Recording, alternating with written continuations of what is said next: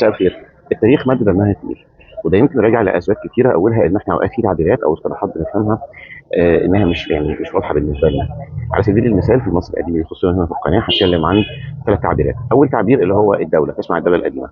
الدولة اللي هي نبدأ نعمل حكومة، نظام حكم مستقر يفضل فترة طويلة، بينتهي نظام الحكم دوت بشوية مشاكل، بيبقى فيه انهيار للدولة بعدها.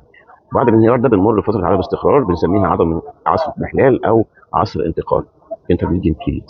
يقعد ده كده شويه سنين او ممكن نقعد قرن او قرنين، وبعد كده نبدا دوله جديده. يعني مثلا احنا قلنا الدوله القديمه اللي هي مشهوره قوي باول اسره فيها اسره الملك 201 القطرين.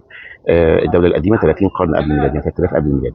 انتهت سنه 2160 بعد ضعف الحكومه المركزيه.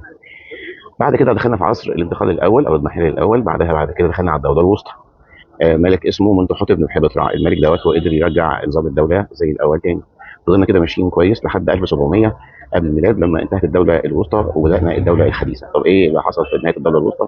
الهكسوس احتلوا مصر لحد ما في اسره من طيبه، من الاقصر، الاسريه بتاعت احمس وكامس وتخنمرع والاسماء المعروفه ديت، هي اللي قدرت ترجع نظام الدوله تاني. الاول طبعا خلصت مصر الهكسوس وبدانا الدوله الحديثه.